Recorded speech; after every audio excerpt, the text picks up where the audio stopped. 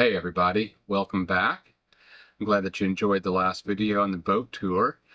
So we're going to try to focus on things that you guys want to see. So feel free in the comment section to let us know what you're interested in, and we'll try to tailor the videos a little bit more to your liking.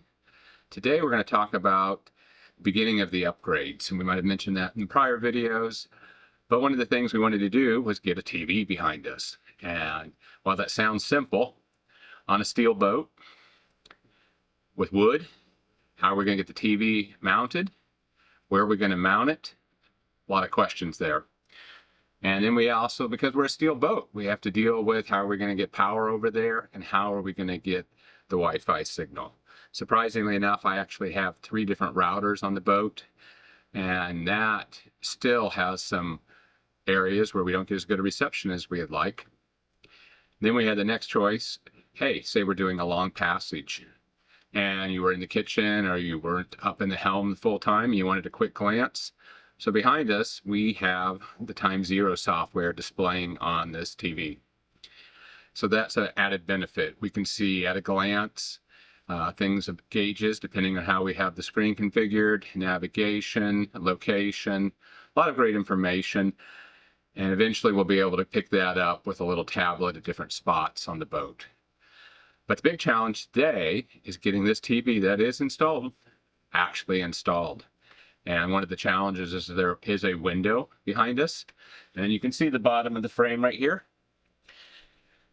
And eventually I think we'd like to cover that up. But the first thing was, let's just get it mounted, see how it works, and learn a little bit about that.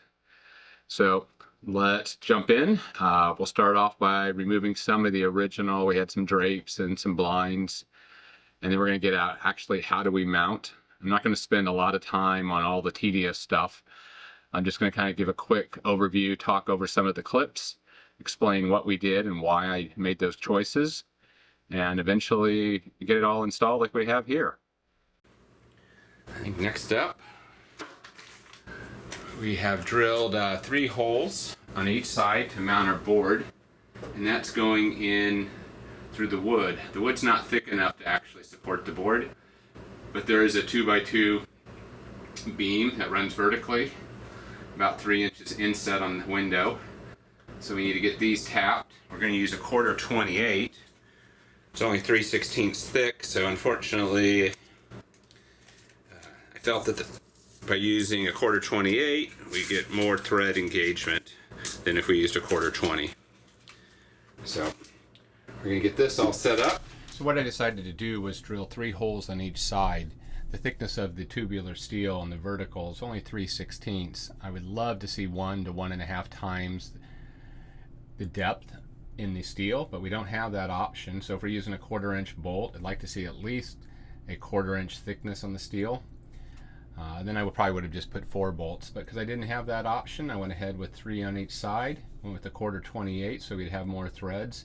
Just trying to increase the overall holding power. Don't want this falling down in some big waves. So got all the holes tapped here, and then I'm going to give you guys a little bit of a show here, show you what's inside. We have 2 of the vertical 2x2 tubular steel running up and down, and that's the left side, and they shimmed it out with a little bit of plywood before they put the finished plywood veneer on the outside. Likewise, on the very bottom, the very top, they have some flat steel that they welded in, making the window area very rigid and strong, but it makes it also very difficult to pass any kind of power cables or network cables through.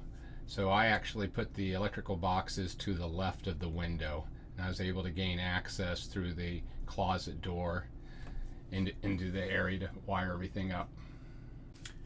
Not a very exciting part here. Just going to trim the rock wool to the right width and thickness so we can fit it around the windows and get some more insulation there. We find that in the winter time that the windows get pretty cold.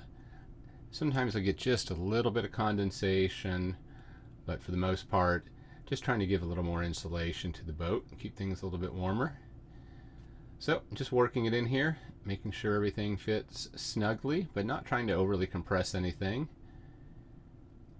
not very complicated. We actually did another video a while back where we actually insulated the rest of the windows. We just hadn't done this window because we were getting ready to install the TV. So pretty simple, but just a little bit more insulation. It's not going to hurt anything anywhere.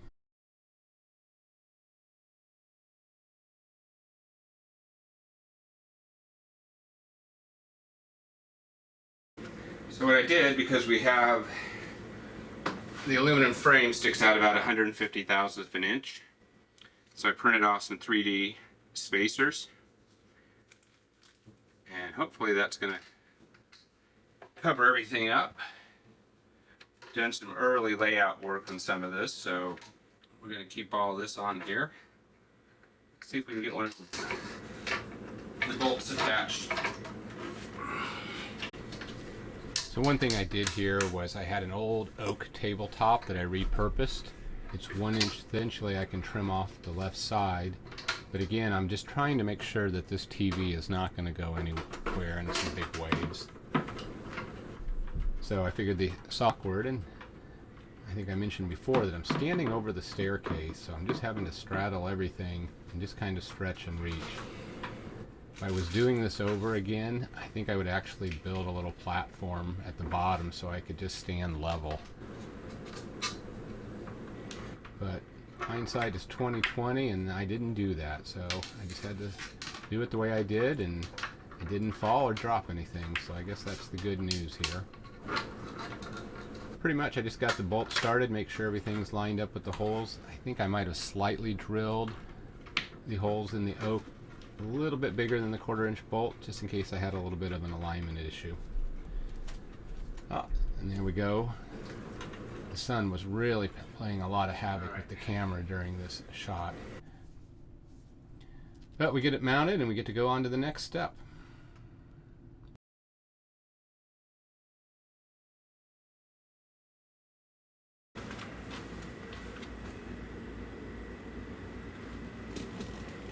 Comes the hard part. See if we can actually put it on there. Let me get the TV ready, get it in position, and we'll come back. Oh.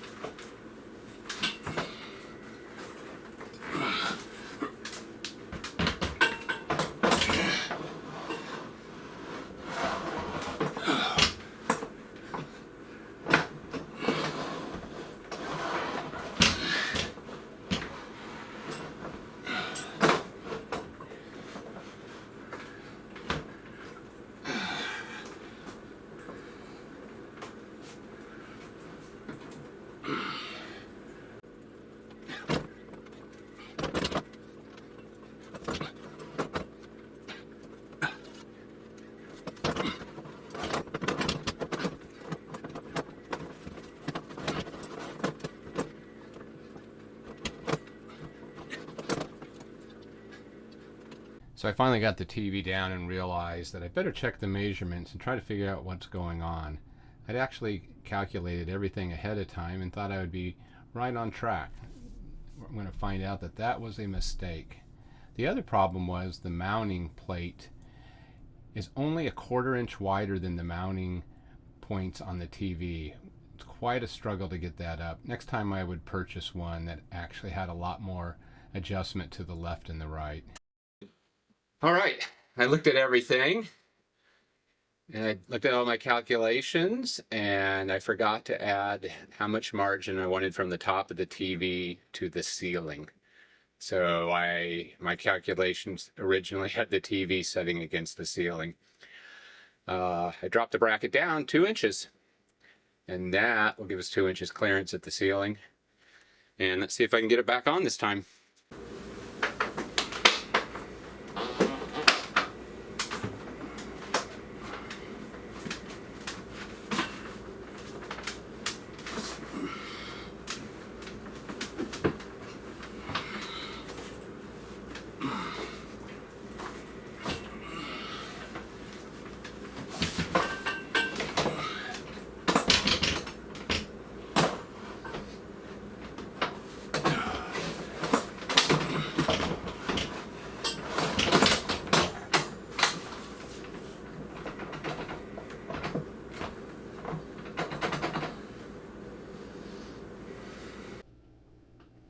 So hey there, we got everything finished, got the TV installed and mounted up here, got rid of all the cords that were hanging down, ended up installing an electrical box and a network junction box back behind the TV, had to pull the ceiling down, we ran 2 network cables, Cat 6, all the way back, and we can actually extend our Time Zero software back here.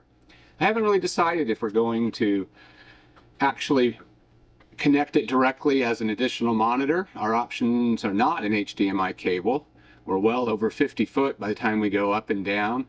You can get over to the computer.